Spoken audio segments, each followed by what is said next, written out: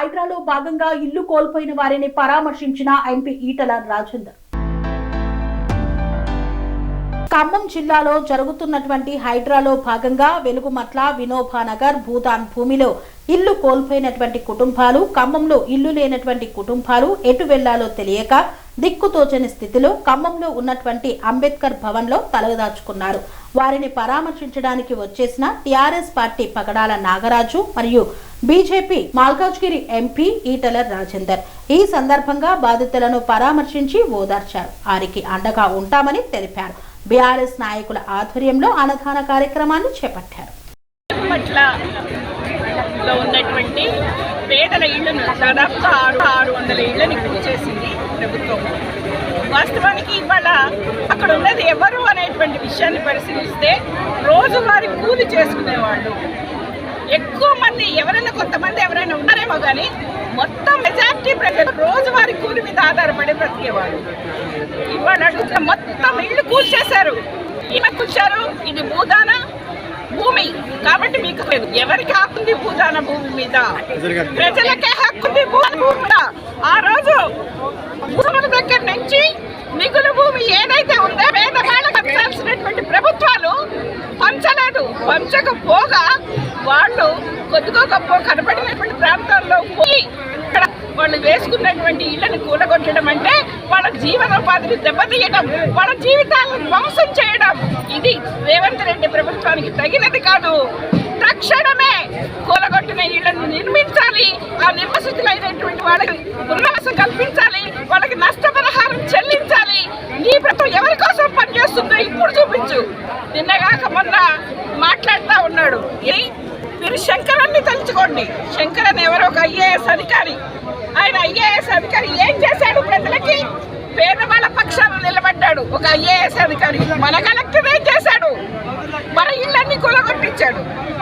ప్రభుత్వం వైపున శంకరాన్ని ఆదర్శంగా తీసుకొని మీరు పని చేయాలని చెప్తుంటే ఇక్కడ చేస్తున్నటువంటి కలెక్టర్ ఏం చేస్తున్నాడు? కూలగొడుతున్నాడు. ఇది సరైన విధానం కాదు. ప్రజలకు చెందాల్సిన భూమి ప్రజలకే చెందాలి. మీరు పద్ధతుల్లో మల్టీనేషనల్ కంపెనీలకు అమ్ముకోవడానికో ఈ భూములు ఖాళీ చేయిస్తే ప్రజలు చూస్తూ ఊరుకోరు అనేటువంటిది మేము ఈ సందర్భంగా హెచ్చరించుతున్నాం. అక్కడ ఏదైతే ఇల్లు కూలగొట్టారో వాటికి నష్టపరిహారం చెల్లించాలి. ఇల్లు కట్టి వాళ్ళకి ఉపాధి అవకాశాలు చూపించాలనేటువంటి ఎస్సీల మహిళా సంఘంగా మేము డిమాండ్ చేస్తాం.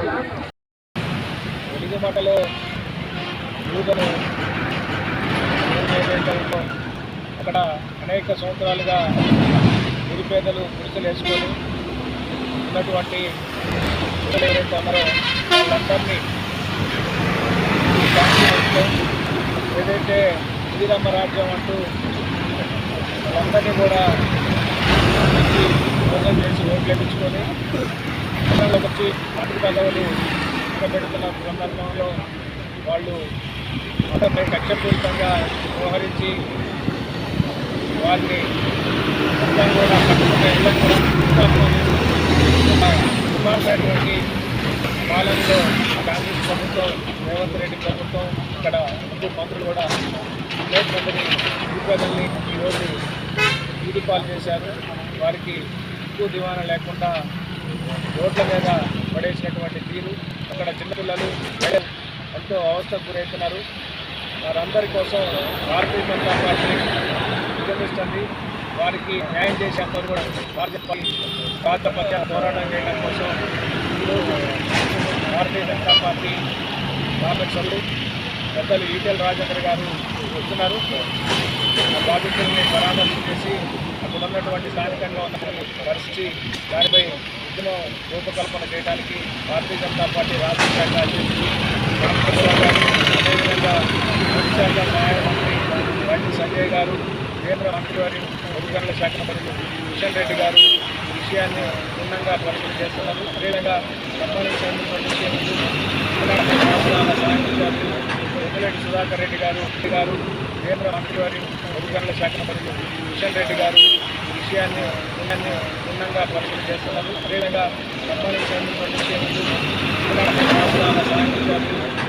వెలుగుమట్ల ప్రాంతంలోని భూదాన భూమిలో గత 10 సంవత్సరాలుగా ఈ యొక్క ఖమ్మం పట్టణంలో ఉన్నటువంటి బీద సాదా బిక్కి జనం అంతా అసంఘటిత కార్మికులుగా వివిధ పల్లెటూళ్ళ నుండి ప్రాంతాల నుంచి ఇక్కడికి పొట్ట చేత పట్టుకొని వలస వచ్చినటువంటి కూలీలు 10 సంవత్సరాల క్రితం అక్కడ గుడిసెలు వేసుకున్నటువంటి సందర్భం ఉంది.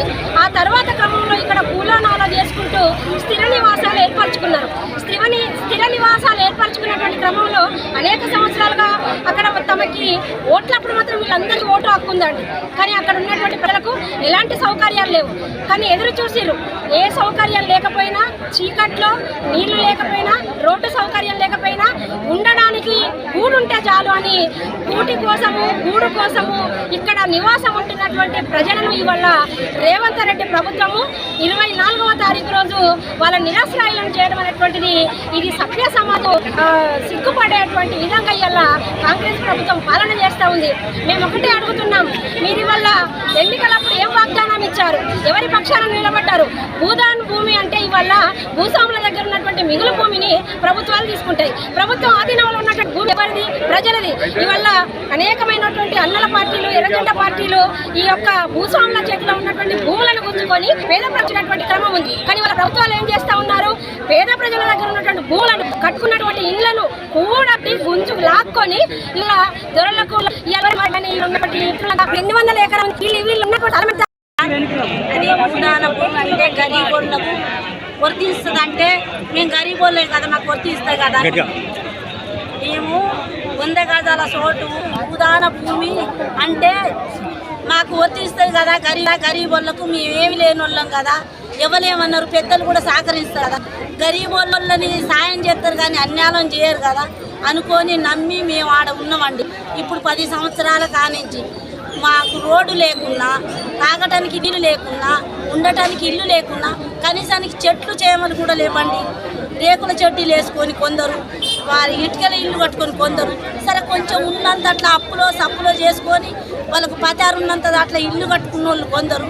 అట్లా వండుకుంటా చుట్టుపట్టు కూలినాలు చేసుకుంటా మేము ఈ ఖమ్మం పట్టణంలో దీన్ని చూసుకుంటా ఈడ కూలి చేసుకుంటా ఆడ బతికినామండి. చుట్టుపట్టు పని చేసుకొని అట్లా బతుకుతా అంటే ఇక వస్తారో పెద్దలు మా కష్టం విసారిస్తారు, మాకు రోడ్డు కల్పిస్తారు, మాకు కరెంట్ ఇస్తారు, మాకు నీళ్ళు ఇస్తారు, మాకు సాయం చేస్తారు, మాకు పట్టాలు ఇస్తారు, మాకు ఒక తల్లి తండ్రి అవుతారు, బిడ్డలు అట్లాంటి వాళ్ళకు సహాయం చేస్తారు అనుకున్నాం. కానీ బిడ్డలనే కత్తి కోత కోసి ఈనాడు రోడ్డు పాలు చేస్తారు, ఇంతలో చేతలేదు అని అనుకోలేదండి. మేము ఈ కష్టం పగవానికి రావద్దు, ఇట్లా ఎవరికి కూడా చేయొద్దు.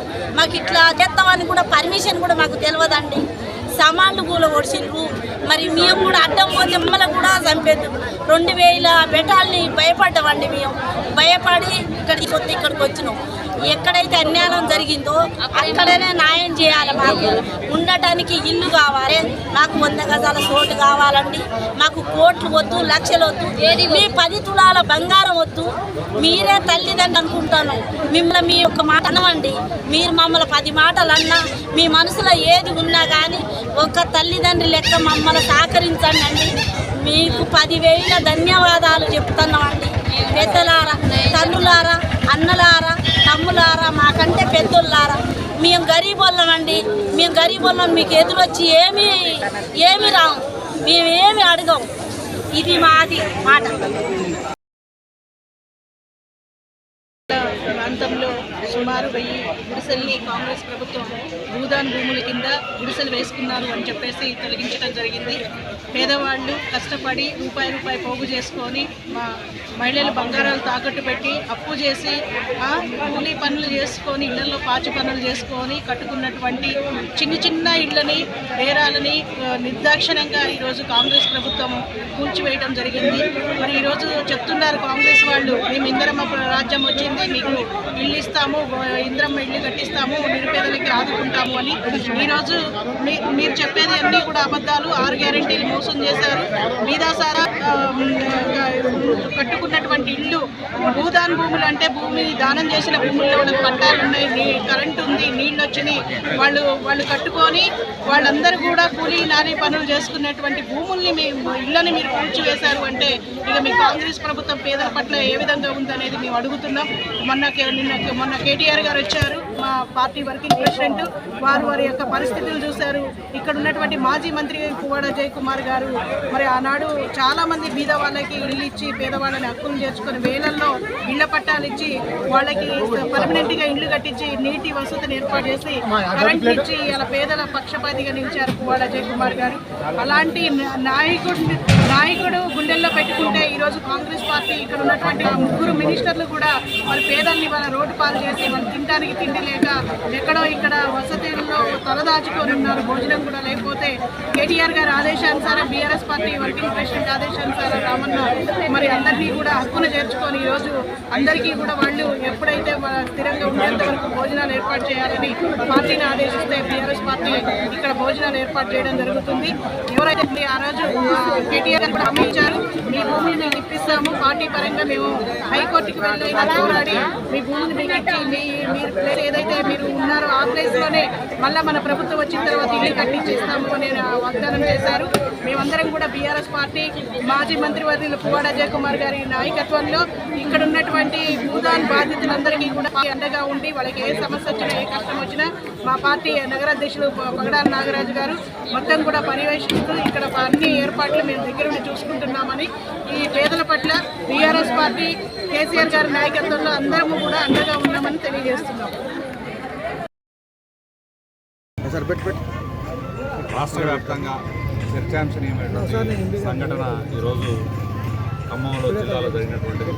వాళ్ళ రాష్ట్రంలో పెద్ద ఎత్తున చర్చ నడుస్తూ ఉంది. ఖమ్మంలో వెల్లుమండల భూదాన్ భూముల్లో ఎన్నో ఏళ్లుగా పూజలు వేసుకున్నటువంటి పేదల్ని ఇల్లులు కూర్చి మరి రోడ్డు మీద పడేసినటువంటి ప్రభుత్వం వాళ్ళందరినీ కూడా తీసుకొచ్చి ఇక్కడ ఉన్నటువంటి అంబేద్కర్ భవన్, టీటీసీ భవన్లో మరి వారి సామాన్లు ఉండటానికి ఎక్కడ బయట వాళ్ళకి బంధువులు కానీ లేక ఇతర ఇల్లులు కానీ రెంట్కి తీసుకునేటువంటి స్తోమత లేనటువంటి నిరుపేదలు వాళ్ళు తీసుకొచ్చి అధికారులు ఇక్కడ అంబేద్కర్ భవన్లో మరి వాళ్ళందరినీ కూడా ఇక్కడ ఉంచడం జరిగింది. మన పునరావాస కేంద్రంగా ఏర్పాటు చేసి మరి ఆనాటి నుంచి కూడా ఇక్కడ వసతులు ఏర్పాటు చేయక అధికారులు వారికి కనీసం భోజనం పెట్టేటువంటి పరిస్థితి లేదు, మంచినీళ్ళు ఇచ్చేటువంటి పరిస్థితి లేదు. వాళ్ళని తీసుకొచ్చి ఒక గొర్రెల దొడ్లో గొర్రెలను తోలినట్టు తోలి వెళ్ళిపోయారు తప్ప వాళ్ళ బాగోగులు కానీ తిండి తిప్పలు కానీ చూసే పరిస్థితి లేదు. చిన్నపిల్లలు స్కూలు పోయేటటువంటి చిన్నపిల్లలు ఉన్నారు, మరి అన్నానికి నీళ్ళకు కూడా అవస్థలు పడుతూ ఉన్నారు వాళ్ళు. ఇవాళ బీఆర్ఎస్ పార్టీ ఆధ్వర్యంలో పెద్ద ఎత్తున మరి ఈ సేవా కార్యక్రమాలు ఆ రోజు నుంచి కూడా మరి ప్రస్తుతం ఇప్పుడు ఈ రోజు వరకు కూడా ఇంకా వీళ్ళకి ప్రభుత్వం తిరిగి మళ్ళీ అక్కడే పట్టాలు ఇచ్చేంత వరకు కూడా వీళ్ళు ఇక్కడ ఉన్నంత వరకు మేము వాళ్ళకి భోజన సదుపాయాలు కానీ సౌకర్యాలు కల్పించే దానిలో మా గౌరవ మాజీ మంత్రివర్యులు BRS party working president KTR గారి సూచనల మేరకు ఈరోజు జిల్లాలో ఉన్నటువంటి బీఆర్ఎస్ పార్టీ కూడా బాధ్యతలు తీసుకొని మరి ఈరోజు వజ్రరాజు రవిచంద్ర గారు, గాయత్రి రవి గారు, మరి ఎంపీ గారు ఈరోజు ఇక్కడ భోజన కార్యక్రమాలు ఏర్పాటు చేయడం జరిగింది. సాయంత్రం కూడా మరి కూరాకుల నాగూస ఇట్లా బీఆర్ఎస్ పార్టీలో ఉన్నటువంటి పెద్దలు పువ్వాడ అజయ్ కుమార్ గారు, తాతా మధు గారు, సండ్రా వెంకటేరయ్య గారు, కందాల ఉపేందర్ రెడ్డి గారు, జిల్లాలో ఉన్నటువంటి బీఆర్ఎస్ పార్టీ సైన్యం అంతా కూడా ఈరోజు పెద్ద ఎత్తున వాళ్ళకి అండగా నిలబడ్డది. కాబట్టి ఈ సమస్యని సాల్వ్ చేసేంత వరకు కూడా ప్రభుత్వం వెంట పడతానే ఉంటాం. ఈ జనానికి నిత్యం అందుబాటులో ఉండి సేవా కార్యక్రమాలు చేయటమే బీఆర్ఎస్ పార్టీ లక్ష్యంగా పెట్టుకున్నాం. కాబట్టి ఇక్కడ ఉన్నటువంటి నిరుపేదలు ఎవరైతే ఉన్నారో వాళ్ళకి న్యాయం చేసేంత వరకు కూడా ఈ ఏర్పాట్లు సాగుతూనే ఉంటాయి. అధికారులను కూడా మేము డిమాండ్ చేస్తూ ఉన్నాం, ఈ పేదల్ని ఇట్లా మీరు వదిలేయటం కరెక్ట్ కాదు. చిన్నపిల్లలు ఉన్నారు, అందులో పేషెంట్లు ఉన్నారు, వృద్ధులు ఉన్నారు, వాళ్ళందరినీ కూడా మరి తీసుకొచ్చి మీరు ఒక గొడ్ల సాగులో తోలి వాళ్ళకి వసతులు కల్పించకుండా పోయారు. ఇది కరెక్ట్ పద్ధతి కాదు. ప్రభుత్వాన్ని కూడా డిమాండ్ చేస్తాను, ఇక్కడ ఉన్నటువంటి మంత్రులను కూడా డిమాండ్ చేస్తూ ఉన్నాం, కనీసం వాళ్ళకి కల్పించాల్సినటువంటి వసతులు కల్పించండి. అంబేద్కర్ మన టాయిలెట్స్ లేవు, వాళ్ళు ఆ వాటర్ ట్యాప్స్ కూడా బంద్ చేశారు, వాటర్ కూడా సప్లై లేకుండా చేశారు. మేము గత 2 రోజుల నుంచి మేమే వాటర్ సప్లై చేస్తూ ఉన్నాం, భోజనాలు పెట్టిస్తూ ఉన్నాం. కాబట్టి తక్షణమే వాళ్ళందరికీ సహాయ చర్యలు అందాలని చెప్పి మేము ప్రభుత్వం ద్వారా డిమాండ్ చేస్తాం. ఖమ్మం పట్టణం వెలుగుమట్ల ప్రాంతంలో వందల పేదల ఇళ్లను కూల్చివేసి ప్రజల కన్నీళ్లతో చెలగాటమాడినటువంటి కాంగ్రెస్ ప్రభుత్వాన్ని చూసి యావత్ తెలంగాణ పేద జాతి అంతా కూడా వాళ్ళకి సంఘీభావం చెప్పడమే కాకుండా ఈ ప్రభుత్వం కూలిపోవాలని చెప్పి శాపనార్థాలు పెడుతున్నారు. ఈ ప్రభుత్వం వచ్చినప్పటి నుంచి కూడా ఆనాడు కేసీఆర్ ప్రభుత్వాన్ని గద్దెదించాలని, ఆనాటి అహంకారపు ప్రభుత్వాన్ని గద్దెదించాలని చెప్పి శపథం చేసి ఇవాళ కాంగ్రెస్ పార్టీని పట్టం కడితే అందులో ప్రధాన పాత్ర పోషించిన జిల్లా ఖమ్మం జిల్లా. ఇక్కడ 10 సీట్లుంటే, ఖమ్మం జిల్లాలో 10 సీట్లుంటే సిపిఐ ఒక సీటుతో కలుపుకొని 9 సీట్లు గెలుచుకున్నటువంటి జిల్లా. ఈ జిల్లా నుంచి వెళ్ళి ఒక డిప్యూటీ ముఖ్యమంత్రి గారు ఉంటారు, ఒక రెవెన్యూ మంత్రి గారు ఉంటారు, ఒక వ్యవసాయ శాఖ మంత్రి గారు ఉంటారు. అంటే సీనియర్ మోస్ట్ నాయకులు ఉన్నటువంటి అతి కీలకమైన మంత్రిత్వ శాఖలు కూడా ఈ ఖమ్మం ప్రజలంతా కూడా సంబరపడరు కావచ్చు. మాకు 3 మంత్రిత్వ శాఖలు వచ్చినాయి. ఈ జిల్లా సుభిక్షంగా సురక్షితంగా పేదలకు న్యాయం జరుగుతుందని చెప్పి ఆశపడ్డారు. కానీ 2 ఏళ్లకే కాంగ్రెస్ ప్రభుత్వం యొక్క అసలు నైజం ఇవాళ వెలుగుమట్ల ప్రాంతంలో కూల్చివేసిన గుడిసెలు, కూల్చివేసిన ఇళ్లతో ఇవాళ అర్థమైపోయింది. నేను ఒకటే రేవంత్ రెడ్డి గారి ప్రభుత్వాన్ని అడుగుతా ఉన్నా, మీరు వచ్చినప్పటి నుంచి కూడా చూస్తున్నాం, ఒక హైడ్రా తెచ్చి హైదరాబాద్ నగరంలో వేలాది మంది పేదల ఇల్లు కూల్చే ప్రయత్నం చేసింది. ఒక మూసి ప్రక్షాళన పేరిట పేదల ఇళ్లను కూల్చే ప్రయత్నం చేసిండ్రు. ఇవాళ ఖమ్మంలో కూడా అదే ప్రయత్నం చేసిండ్రు. తెలంగాణ మాత్రమే కాదు, ఇవాళ హైదరాబాద్ లాంటి నగరాల్లో ఆనాటి సమైక్య రాష్ట్రానికి సంబంధించి శ్రీకాకుళం, విజయనగరం, ఇవాళ కర్నూలు, కడప, తెలంగాణ ప్రాంతం నుంచి వెళ్ళి పొట్ట చేత పట్టుకొని కన్న ఊర్లో ఉపాధి లేకపోతే కనిపెంచిన అమ్మా నాన్నను అక్కడే వదిలిపెట్టి కన్న పిల్లల్ని వేసుకొని హైదరాబాద్కో, ఖమ్మంకో, వరంగల్కో, కరీంనగర్కో వచ్చి పండ్లు అమ్ముకొని బతికేవాళ్ళు, పూలు అమ్ముకొని బతికేవాళ్ళు, కూరగాయలు అమ్ముకొని బతికేవాళ్ళు, 10 ఇళ్లల్లో పని చేసుకొని బతికేవాళ్ళు, 10 ఇళ్లల్లో బట్టలు ఉతికి బతికేవాళ్ళు, ఆటో నడుపుకొని బతికేవాళ్ళు, రిక్షాలు తొక్కుకొని బతికేవాళ్ళు, ఇవాళ షాపులలో పనిచేసేవాళ్ళు. వీళ్ళంతా వాళ్ళకు ఇల్లు కిరాయి పే చేసే కెపాసిటీ కూడా ఉండదు. వాళ్ళకు నగరంలో ఎక్కడైనా ప్రైవేటు భూములలో గుడిసెలు వేసుకుందామంటే ఉండనివ్వరు. కాబట్టి విసిరేసినట్టుగా ఊరికి బయట జనసంచారం లేని దగ్గర, కరెంటు లేని దగ్గర, మంచినీళ్ళు లేని దగ్గర పాములు కరుస్తాయి, తేలు కరుస్తాయి అని తెలిసినప్పటికి కూడా, వాళ్ళ ప్రాణాల ముప్పు ఉన్నప్పటికి కూడా విసిరేసినట్టుగా గుడిసెలు వేసుకుంటారు వాళ్ళు. పాపం గుడిసెలు వేసుకొని ఇక్కడి నుంచి పని చేసుకుంటారు వాళ్ళు. అట్లనే గుడిసెలు వేసుకున్న జనం వీళ్ళు కొత్తగూడెం నుంచి వచ్చిండ్రా, వీళ్ళు భూపాలపల్లి నుంచి వచ్చిండ్రా, వీళ్ళు ఆంధ్ర ప్రాంతం నుంచి వచ్చిండ్రా, వీళ్ళు నల్లగొండ జిల్లా నుంచి వచ్చిండ్రా. కానీ వీళ్ళందరూ కూడా పేదలు మాత్రమే.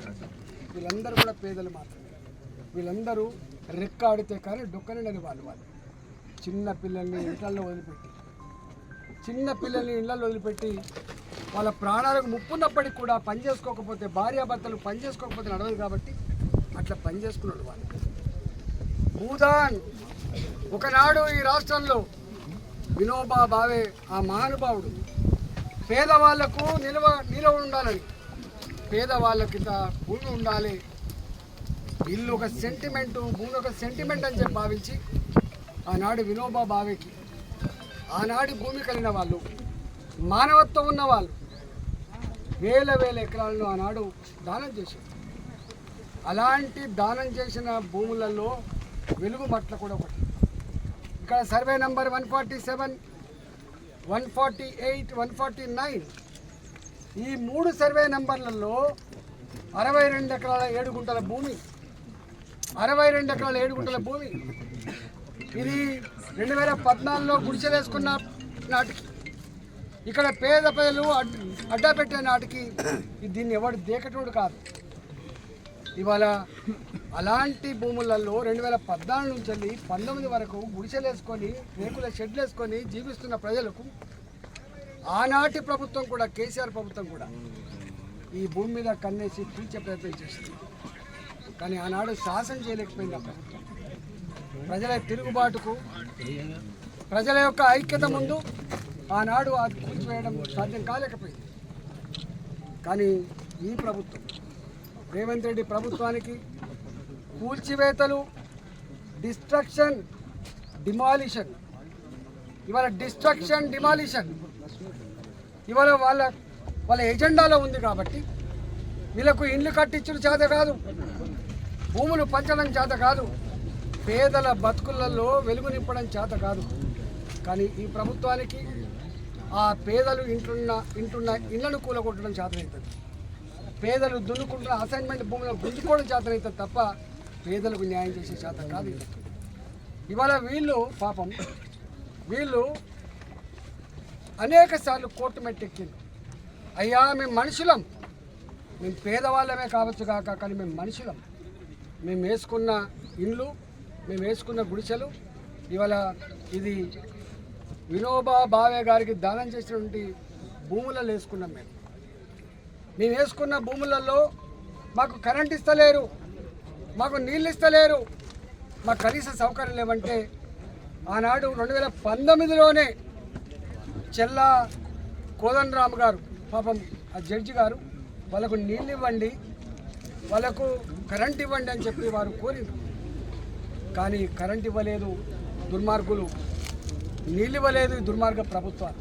అయినా జనరేటర్లు పెట్టుకొని వాళ్ళు జీవిస్తున్నారు. అసలు మీరు మనుషుల పశువుల పాలకులు అనే వాళ్ళు ఎవరి కోసం ఉండాలి? మీ ఆలోచన ఎవరి వైపు ఉండాలి? ఇన్ని వేల మంది ఇక్కడ నివసిస్తున్నారు, మరి వీళ్ళకి నీళ్ళు అయితే ఇద్దాం, వీళ్ళకి కరెంట్ ఇద్దామంటే సోయి జ్ఞానం కూడా మీకు లేదు. ఇలా ఆనాటి ప్రభుత్వం అట్లే చేసింది, ఇలా ఈనాటి ప్రభుత్వం కూడా వచ్చి 2 సంవత్సరాలు దాటిపోయింది. నీళ్ళు ఇచ్చుడు కాదు, కరెంట్ ఇచ్చుడు కాదు, ఏకంగా గుడిసెలే కుప్పకొచ్చింది వాళ్ళు దొంగల్లాగా. నేను అడుగుతా ఉన్నా, ఇవాళ ఏ కోర్టు మీకు ఆర్డర్ ఇచ్చింది? కోర్టు ఎక్కడ ఆర్డర్ ఇవ్వలే. వీళ్ళే కోర్టు మెట్లెక్కి మాకు పట్టాలు ఇవ్వండి, మాకు ఆనాడు 2014లోనే మాకు వాళ్ళు పట్టాలు ఇచ్చిండ్రు, మాకు వీటిని అథెంటిక్గా చేయండి, మా మీద కనికరించమని చెప్పి కోర్టు మెట్లెక్కితే కోర్టు ఏమన్నదంటే చూడమని చెప్పి వాళ్ళు ఎంక్వైరీ చేయండి, వాళ్ళ డిమాండ్లు పరిశీలన చేయండి, ఒక వ్యూ తీసుకోమని చెప్తే ఇవాళ సిసిఎల్ఏ ఇవాళ రెవెన్యూ డిపార్ట్మెంట్ కింద ఉండే సిసిఎల్ఏ సుమోటోగా కోర్టు చూడమన్నది. కాబట్టి కోర్టు చూడమన్నది, కానీ కోర్టు 4000 మంది పోలీసు వాళ్ళతోటి ఉదయం 4 గంటలకు లేచి వచ్చి పిల్లా జల్లా చూడకుండా కట్టు బట్టలను కూడా తీసుకొని ఇవ్వకుండా ఇవాళ మీరు ఇట్లా కళ్ళ ముందే కూర్చివేయాలని చెప్పి మాత్రం చెప్పలేదు. కానీ సిసిఎల్ఏ మాత్రం చూడమని చెప్తే ఇవాళ వీళ్ళు ఈ ఆర్డర్ ఇచ్చారు. ఇవాళ నేను అడుగుతా ఉన్నా, ఈ దుర్మార్గ ప్రభుత్వం మీకు దమ్ముంటే నేను సవాల్ చేస్తా ఉన్నా, ఎన్ని భూములు అయితే ఇవాళ అసైన్మెంట్ భూములు ఉన్నాయో, ఎన్ని లక్షల ఎకరాలు అయితే ఇవాళ ఇనాం భూములు ఉన్నాయో, ఎన్ని లక్షల ఎకరాలు అయితే భూదాన్ భూములు ఉన్నాయో ఇలా ఎవరి చేతిలో ఉన్నాయి? లెక్క తీయగలిగే దమ్ము ధైర్యం నీకుందా అని చెప్పి అడుగుతా ఉన్నా. మీరు పెద్దవాళ్ళు కట్టుకున్న విల్లాల జోలికి పోరు, పెద్దవాళ్ళు కట్టుకున్న ఫామ్ హౌస్ జోలికి పోరు, పెద్దవాళ్ళు కట్టుకున్న ఫంక్షన్ హాల్ జోలికి పోరు. మీకు కనపడేదల్లా పేదవాళ్ళు కట్టుకునేటువంటి 60 గజాల 100 గజాల ఇళ్ళ జోలికి మాత్రం పోయే దమ్మును తప్పుకుంటే నేను అడుగుతా ఉన్నా ముఖ్యమంత్రి గారిని, ఇక్కడ వెలుగు మట్టలో ఉండేటువంటి ఆటో నడుపుకునే వాళ్ళు, ఇళ్లలో పనిచేసుకునే వాళ్ళ మీద 4 పనేసియా మెరిడియన్ హాస్పిటల్స్ ప్రతి సామాన్యుడికి అందుబాటులో అంతర్జాతీయ వైద్య ప్రమాణాలతో వైద్యం, 24 గంటల అంబులెన్స్ సర్వీసుతో పాటు అత్యవసర సేవలతో ఏర్పాటైన చికిత్సా విభాగం. మా దగ్గర గుండె సంబంధిత, మూత్రపిండ, కాలేయ, కంటి జబ్బులకు, మోకాళ్ల శస్త్రచికిత్సతో పాటు కోవిడ్-19, బ్లాక్ ఫంగస్ వంటి వైరస్లకు, అన్ని రకాల ఆరోగ్య సమస్యలకు నమ్మకమైన అత్యాధునిక వైద్య చికిత్సను అందిస్తున్న హాస్పిటల్ పనేసియా మెరిడియన్ హాస్పిటల్స్. మీ ఆరోగ్య సమస్య ఏదైనా ఇప్పుడు పరిష్కారం సాధ్యం.